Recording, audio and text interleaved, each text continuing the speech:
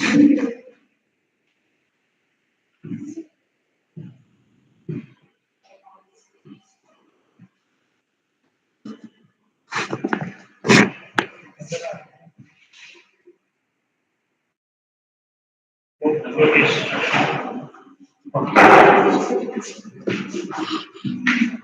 morning, one and all present here. I am Dr. S. Jesiri Jamila, Associate Professor, Siemens Engineering, Savitha University. I am here to present a title on Image Analysis with Computer Vision in Medical Imaging. Objectives of these presentations are understand the role of computer vision and learning basic techniques of image analysis, explore deep learning applications in diagnosis, and demonstrate real-world tools and data sets. What is computer vision? So it is a field of computer science. It is used to see, process, and interpret the visual data like human visual system. So we are using computers to analyze a particular data, and when compared to human, it will give very fastest result. That is the use of computer vision analysis. And the use of computer vision in medical image analysis is abnormality detection, organ segmentation, disease classification, and it is used to track disease progression. So these are the four major uses of computer vision in medical image analysis. Why we need medical image analysis? Why medical image analysis needs computer vision is because if you want to analyze more number of data by using manually, it will take more time. So if manual analysis is time consuming, and with respect to the variation of doctors or experts, the results also will vary. So if you want to accurate result for a particular data, so if experienced doctors will give one result and freshers will give another result. So with respect to the human, it will affect the outcome also. So if you consider the medical field, if the results varies, means it will affect most. So we need one automatic system to identify whether disease is there or not, like that. So we should get a proper outcome. And large scale screening is challenging. Suppose if you want to consider more number of data, suppose during pandemic situations, if you want to analyze more number of x-rays, then at that particular time, so if you have more number of data, then analyzing time is less for experts also. So during large scale screening, manual analyzing is very tough. So to avoid these problems, we will use computer vision in analyzing medical imaging. So if you consider the medical image analysis, you should know what are the different types of modalities available in medical images. So different types of medical images are available. So for particular application, for particular disease, we need to select the particular modality. Then only we will get the accurate result. So the most important modalities used in medical imaging are X-rays, computed tomography, that is CT, and positron emission tomography, that is PEC, and histology, ultrasound, and MRI, magnetic resonance imaging. Each modality have its individual advantage and disadvantage. So based on the application, we can select which one is best for this particular application. Then only you need to select that particular modality.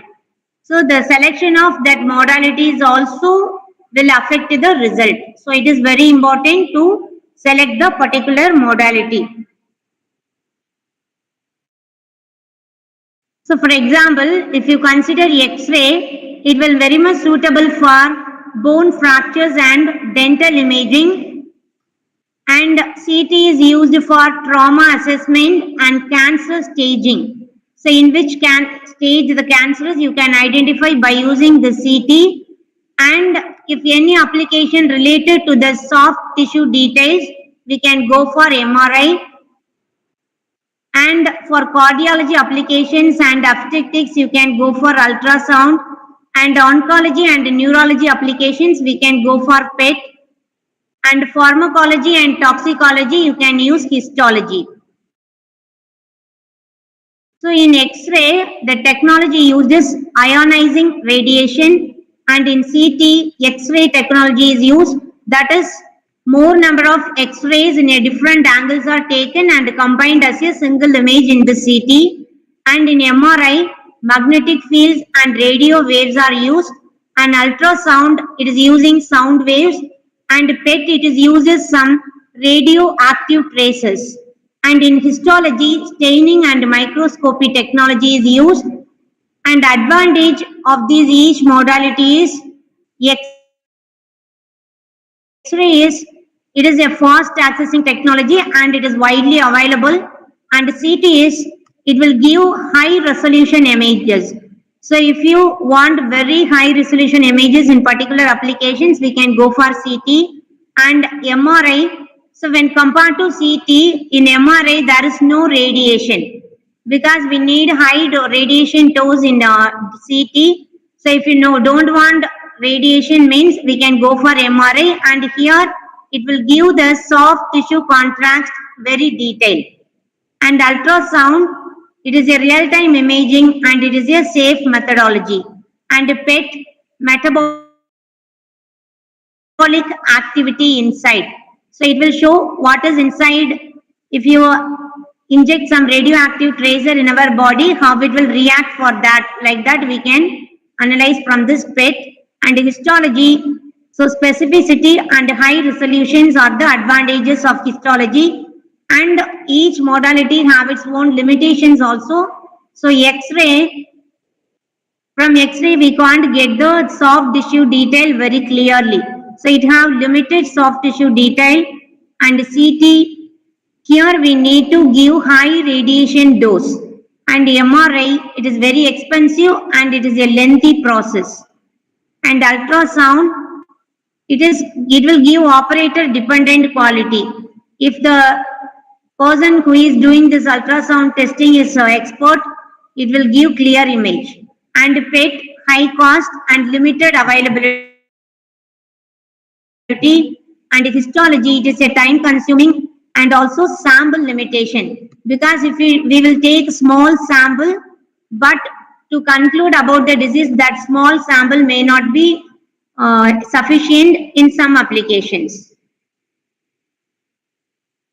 So here, to analyze the medical images, we are using computers nowadays to speed up the process and give the accurate result. So now we can see about the one medical imaging analyzing tool, which is SPM, static parametric mapping. So this is used to analyze the brain activities. So this is one example of the tool. So in this tool, we are using fMRI, that is functional MRI. So for every situation, our brain will activate in a different manner. Suppose when listening one music, our brain will active when compared to when we are sleeping. Okay, so this SPM tool will analyze at which situation your brain is active or how much it is active, like that it will analyze. So SPM, it is a static parametric mapping tool. So this can be embedded with MATLAB. So here for installation, it will be available in this link. First you need to download this as zip file, then we can embed into MATLAB. So here in MATLAB prompt, if you give add path, then your location where we save that folder, it will open, and then save path if you give, it will installed in the MATLAB. So in the MATLAB itself, we can use this tool. So in the MATLAB, so here it is, about 2020 versions will work with this SPM, and here 2023 B version is used, and here in the home, if you click set path, then we can select our folder where we save that zip file. So suppose already we installed one SPM tool, then now the new versions are available, means we can update by giving this command SPM update. So functional MRI is used in this SPM. So here the data set used for this demo is taken from this link. So in medical image analysis, pre-processing is very important. So in this tool itself, it following some pre-processing techniques. So when compared to normal images, if you consider medical image, we need to take care about the pre-processing carefully, because during scan, the patient can move, or in machine some problems, or the experts, the deficiency in expertise, then due to that reasons also some error will occur in that medical images. So while considering those factors, we need to do spatial pre-processing. So we will tell the pre-processing in medical images as spatial pre-processing, because due to movement and that reasons also we need to consider in that medical image analysis. So here pre-processing should be considered to avoid the effects due to participants' head movements and individual differences in brain anatomy. So if you consider the anatomy of one person will not match with another one, so that factors also will affect the image. So that also we need to take care. And scanner or equipment related artifacts. So if a old system we are using, mean that will also cause some error in that medical images. And psychological process such as breathing and heartbeats. Suppose the patient is, if they are feeling not comfort, means that breathing and heartbeats effect also will affect that scanning process. So we need to consider all these factors while considering the pre-processing steps. So in SPM, these are the pre-processing use: realignment, co-registration, normalization. These three steps should be followed for every cases. Whatever case we are analyzing, we need to do these three pre-processing steps, and based on the particular application, if you want, you can follow these four: removal of dummy scans, and slice, timing correction, segmentation, and smoothing. So based on the application, we can go for these steps. So here we will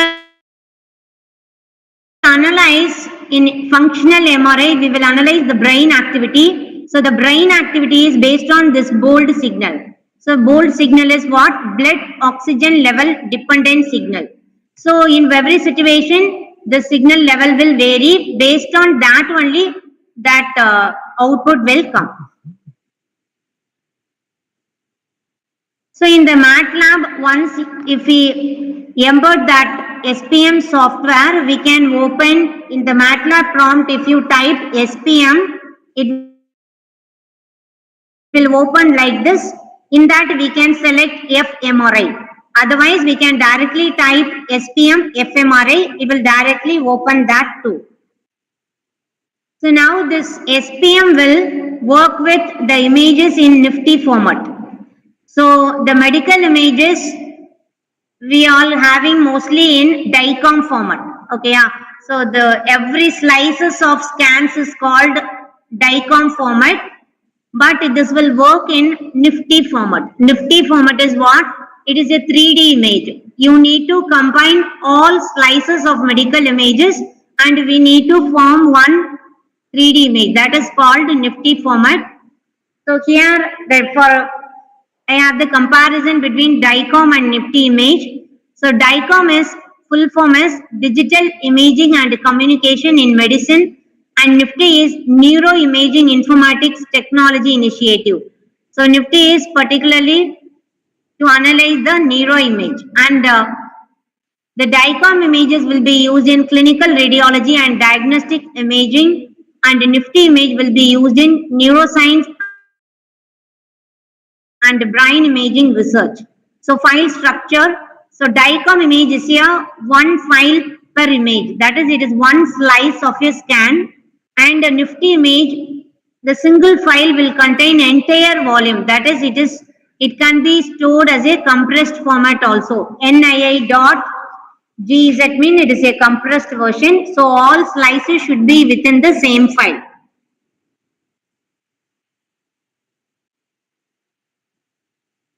So here Nifty image, all images in a single file, so we can compress and store it, and DICOM mostly we will not compress it. So in pre-processing, the removal of dummy scans, in case of functional MRI, the removal of dummy scans also important, because the first few slices of our scanning will contain the large signal changes. When compared to one slice and another slices, it will give more variation because it will take little time to set for the patient also in a stable state. So first few slices we can avoid while considering the process. So realignment. So this realignment is a pre-processing technique which is used to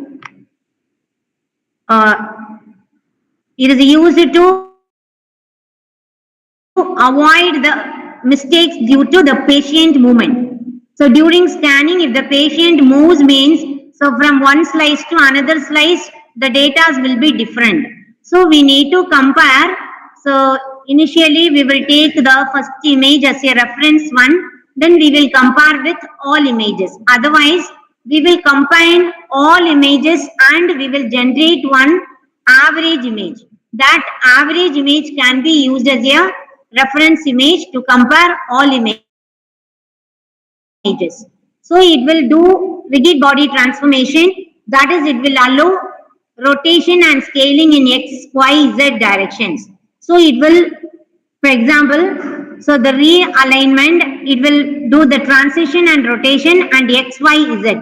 So in this data set, it will give this much realignment for this case. So if you do not consider this step, the data will be different. So it is a very important step in the case of spatial pre-processing. Slice timing correction. So this is also an important, because in some scanning we will follow the order, that is from top to bottom or bottom to top. If you consider your brain, we will take the slices from top to bottom or bottom to top. In some cases, we will not use the correct order. So in which order we are taking the slices also, it is very important while considering this work.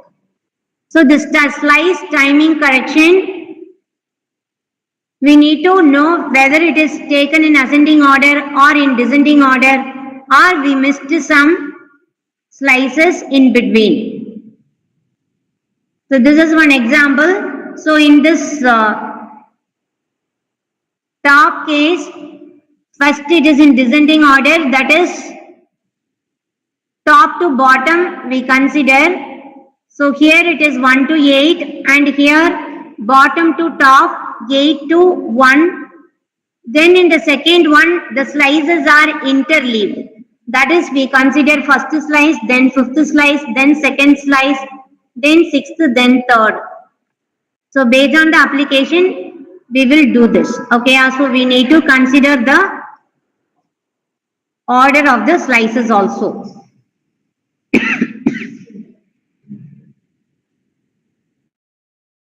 Co-registration.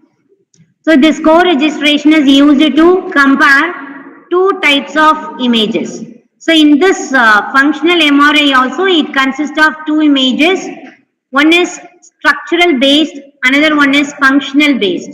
So this co-registration will match these two different types of data and it will produce one joint histogram. So here in the joint histogram, if the lines are diagonal and it is very sharper, then what is the meaning is both data are co-registered properly. So here one is functional one, second one is structural one. And the normalization. So in the normalization, it will produce some images of deformation field. So here this is an example for T1 image and T2 image.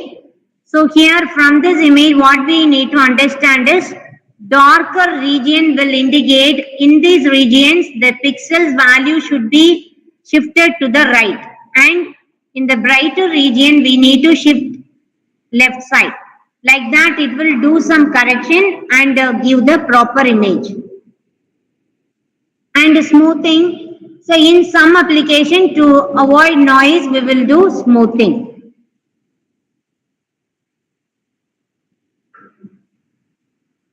So here one example, we are considering the block design using fMRI. So here we are analyzing the brain activity in two cases. One thing is at when we are sleeping and one thing when we hearing something. So here this is a statistical analysis diagram we can get from this SPM tool. So here from this we can get the design matrix. That is, in that matrix, number of rows equal to number of images and number of columns equal to number of parameters. So in this case we are taking only two parameters. One is at rest and another one is during hearing something. So the listening is one parameter and at rest is another parameter. So here we are having two shades, one is grey color and one is white color. So only two shades because only we are having two parameters. One value is taken as 0 and another value is taken as 1.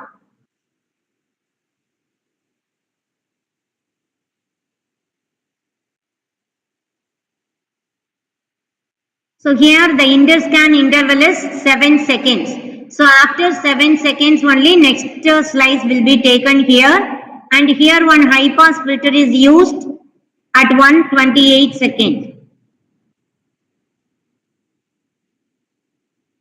So this tool will give the time domain and frequency domain analysis of these images.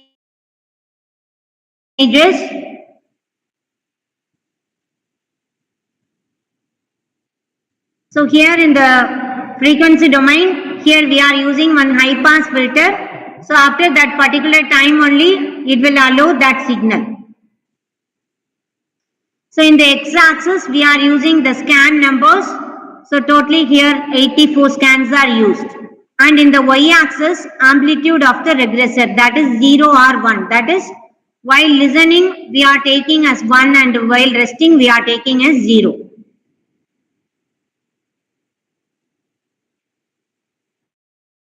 And between switching between two levels, so there is a on-off period will be available, that is indicated by this boxcar symbols.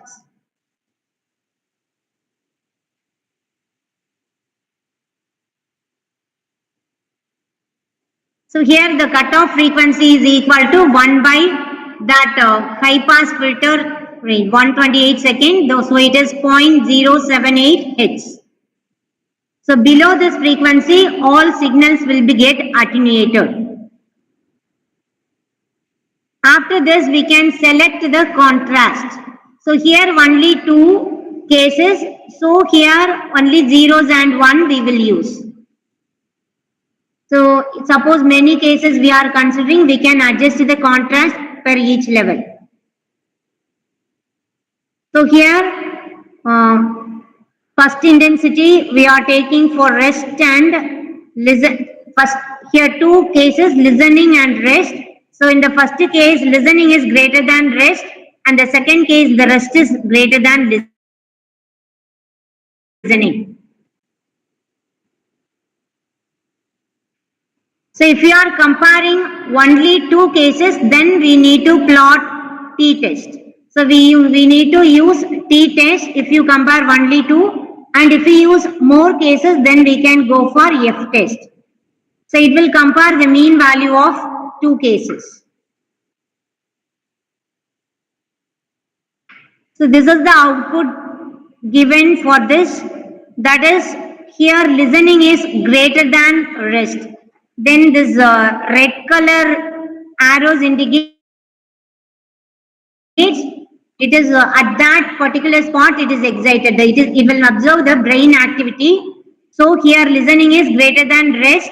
So if listening is increasing, our brain is activated. So that red color arrow is indicating we are listening.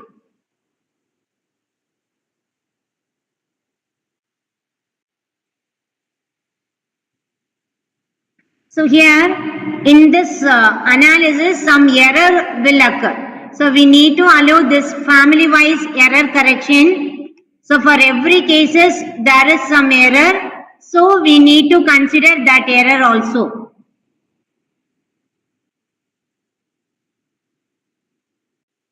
So we need to threshold these images by using that error value.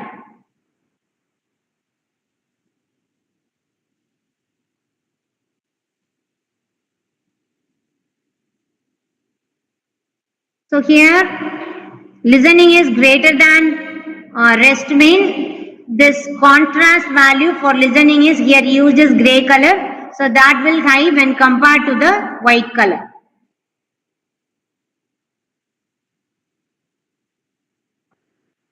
So here it giving, so for this data set 90% of listening is there when compared to rest.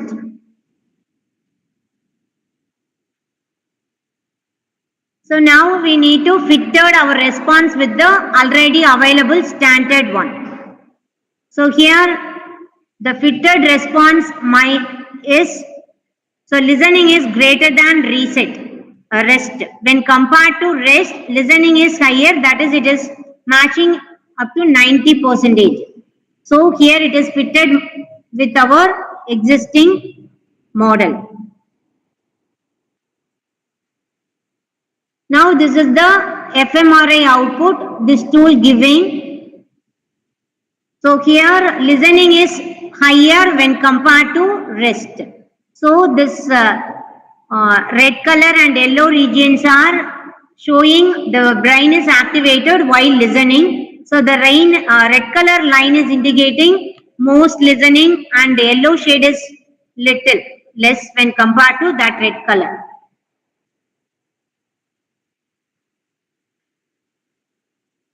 So the 3D views of this diagrams also we can get from this tool. So this is a 3D brain visualization for this data set. So here also that red color indicates it is activated while listening. So this is another one example by using the same tool. So the face recognition. So here we are considering a data set with famous and non-famous faces. So if you know that face, then our brain will activate. Then if you don't know means it will not activate. So here different data sets are there. So in the previous case, only two cases, listening and resting. So here we are having different faces with famous and non-famous cases. So in the SPM, we are having three main functional blocks: spatial pre-processing, model specification, review and estimation, and inference. So in first step, we need to complete the spatial pre-processing. Then we need to consider the model specification, that is which model you are going to, for which purpose that data set, everything analysis you need to do, and finally you need to display our output. So this is the statistical analysis diagram for this data set. So in the previous case only we are having two shades, okay, gray and white, but here we are having so many shades because this data set's having different phases. So based on that it will give that number of shades.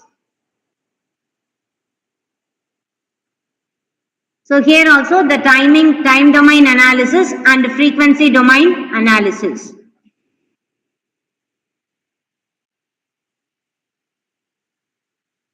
So here, if you know that particular phase, then it will give positive response.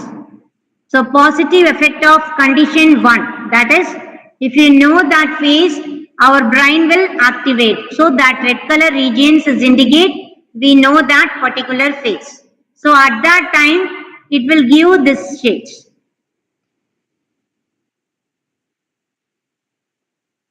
And now we need to fit with the already available model. So this is the fitting response. Now the movement related effects. So suppose if the scan is not proper, the output also not proper. So we need, if you do not do any pre-processing steps, so it will give this, when compared to this, so it will give the clear shades of black, white, but here this is due to the image is not clear, so we cannot get that statistical diagram as clear. So if you have that motion artifacts, that is, if the patient is moving, that also we can identify by using this tool.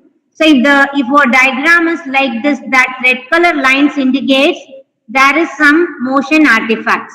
So we need to do spatial pre-processing before processing this data.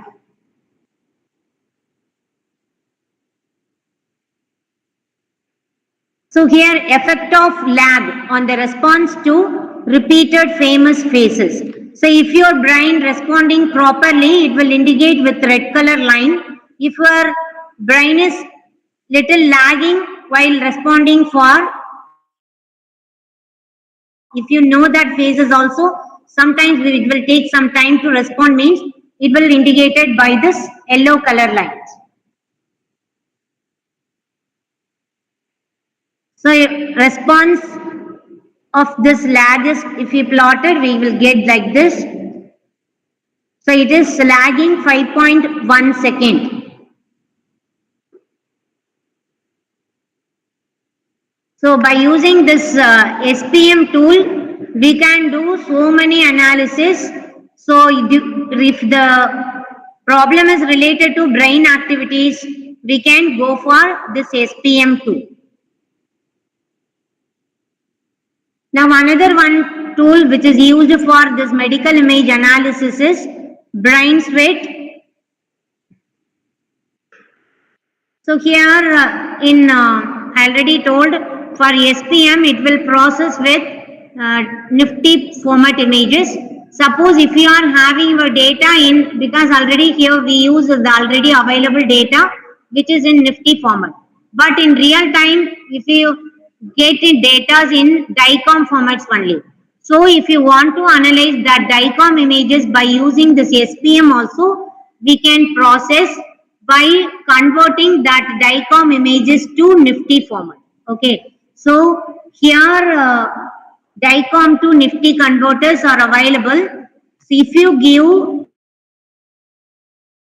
that, suppose in this example I consider these data sets. For that work, if you consider one data set, suppose one MRI of a one patient, so it will consist of around 40 slices. Okay, so suppose that 40 slices will consist of, in MRI it will consist of T1 and T2 images. So T1 and T2 are the widely used MRI images. So combinedly we need to give both T1 and T2 slices to that converter. So to get a one single nifty image, we need to give that 40 images as input. Then only we will get one 3D image as in nifty format. Okay. Suppose for a 6 days baby, I have 40 slices means it will generate one nifty image by combining the T1 image and another one nifty image by combining the T2 image and another one image, the mean average of all images. So by using that also we can process in that SPM2.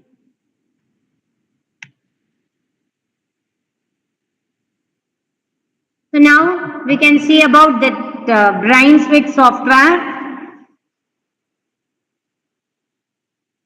So in this analyzed using the 7 data sets, real-time data sets I used here. So one 6 days baby and two 2-month baby twins and another one 2-month 20 days baby and 3 adults 42 years and 46 years and 47 years adult I used. So here in BrainSwitch software the 3 important steps are cortical surface extraction, surface volume registration and volume estimation. So in this application if you want, so the brain region can be divided into small regions. So we are having many parts in our brain. If you want the region volume of the particular region, we can use this software because we don't know in that particular image what is this particular region. Manually, if you want to segment, it is very difficult. But this will give around 170 regions. It will divide the one image and it will give what is the volume in that corresponding region. So for cortical surface extraction, it will use the following steps: skull stripping, non-uniformity correction, tissue classification, cerebrum labeling, topology correction, and wisp removal.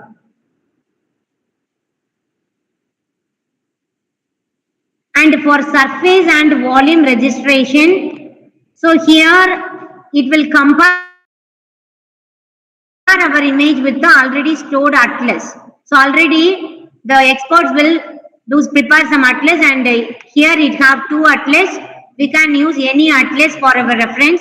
Otherwise, if you want for particular application, we can prepare our own atlas and we can use that also in this tool. So here BrainSwitch Atlas 1 is used and it is based on Colin 27 Atlas. It is based on 27 scans of an individual. So we need to co-register our images with this atlas. Then only it will segment the volumes. Then finally it will give the volume estimation. So here, for example, 2 data sets are given, one for a baby and for a adult. So the cortical surface extraction output from this BrainSwitch software is like this. So if you compare the cortical surface of an adult and a baby, we have some curved portions in the adult because of large area. Okay, so because of large area, it has some folded regions.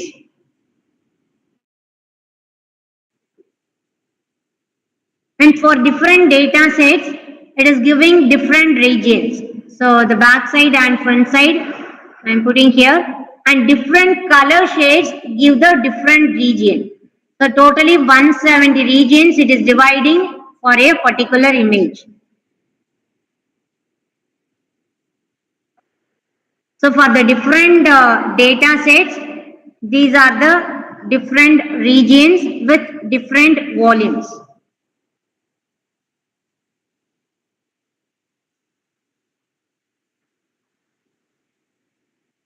So in some regions we will have for children it is 0 because for children the brain is in growing purpose up to 2 years. So if you consider a small baby, some region volume it will show 0.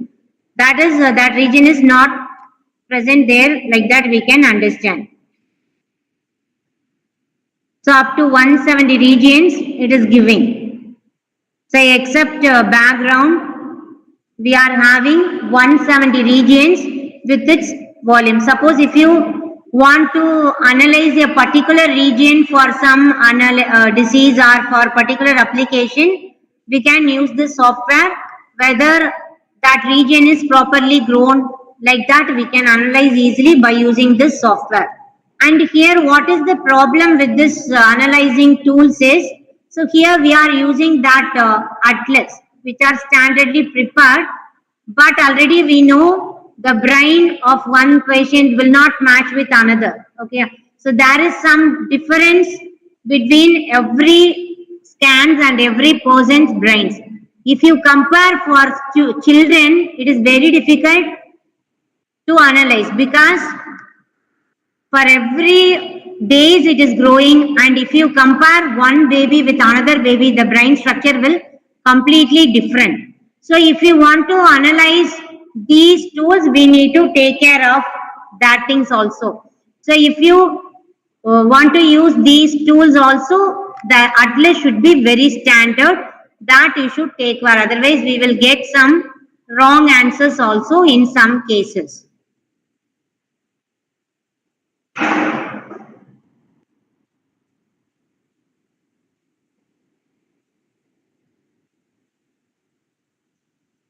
So in my work also I did with this SPM tool.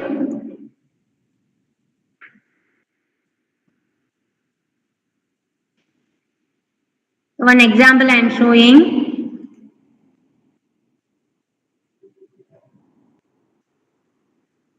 So in my work I did with myelin quantification from conventional magnetic resonance images. That is, myelin is what is?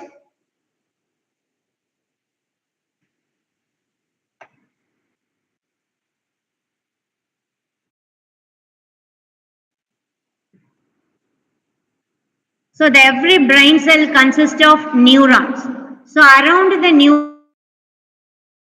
neuron, one insulating layer is there, that is called myelin sheath. So if that myelin sheath is properly grown, then the signal will be transmitted properly from one neuron to another neuron.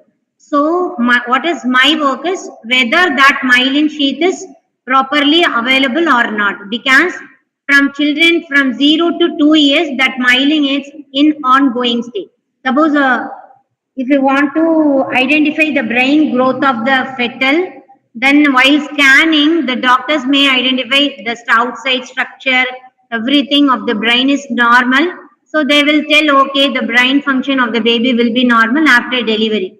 But after delivery, the brain function will not be normal because of this reason only. Because that myelin sheath is not normal means the brain signals can't transmit from one signal to one neuron to another.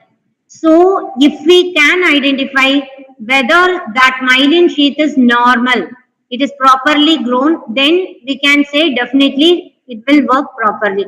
So in nowadays, it is 40% of error is coming in identifying the brain activity of the children because while pregnancy. And very few works are available to identify this brain growth of because of this myelin. Very functional MRI, that is quantitative MRI methods are available to identify this myelin growth. It is very time consuming and it will take more cost. So it will not be practically available. That is, practically we can't use that method. So what is my work is from the conventional MRI, that is what is available in day life in T1 or T2 images. We can, if you can segment myelin, then if you can identify it is sufficient, then it will be useful. In the early stages, if you identify the myelin growth is sufficient, then it will be useful because up to 0 to 2 years, it is an ongoing stage only. So if you institute proper treatment, we can help the children. So this is the neuron with myelinated and unmyelinated neuron. So the first one is unmyelinated and second one is myelinated. So if you if you can see the first one, the signal is transmitted up to very few distance. And in the second case, it can be transmitted fast and it can reach up to last.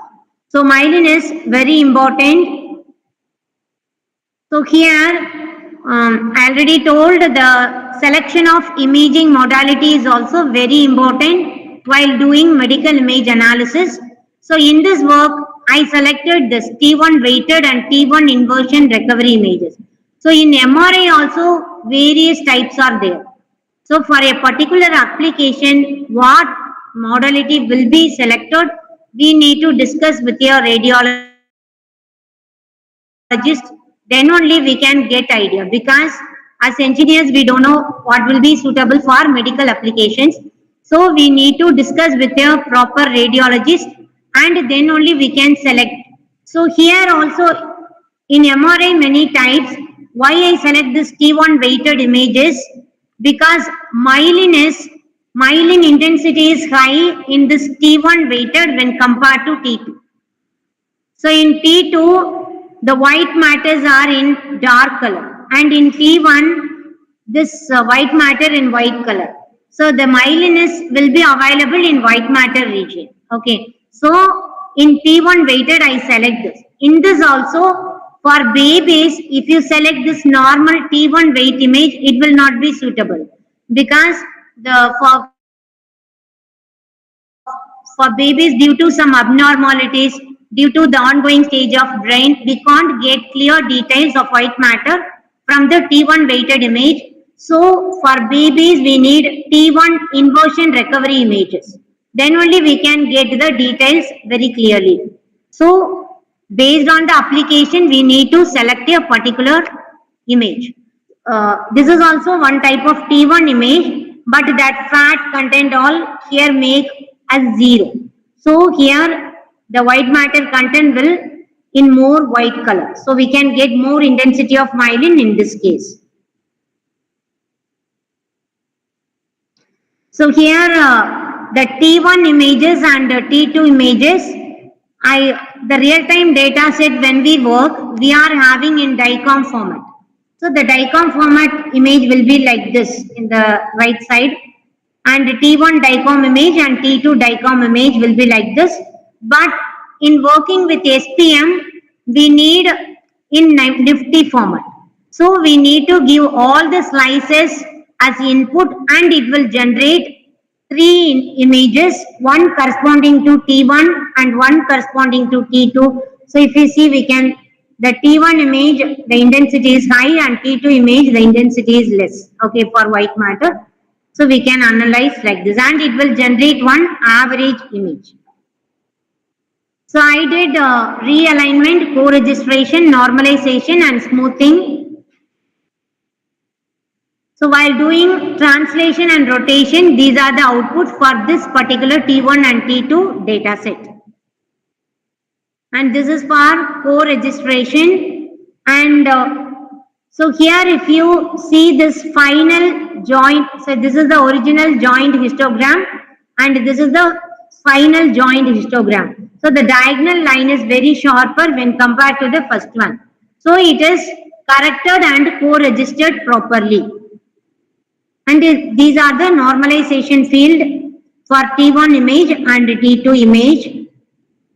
And smoothing for T1 image and T2 image we will get like this. And after this, we can do segmentation by using this SPM software. So for particular application, because I need segmentation of myelin, I did this segmentation here by using this SPM software.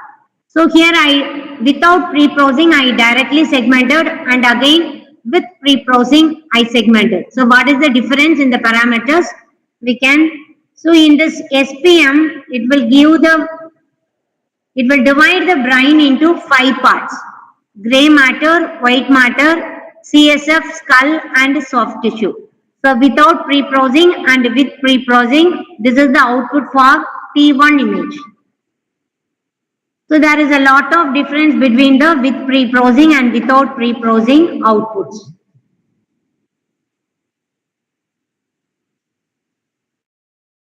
So now if you compare the parameters, okay. So if you compare the parameters before and after spatial pre-processing using SPM, the parameters after pre-processing is improving, so that we can know the pre-processing, particularly spatial pre-processing in medical image analysis, very important for this case.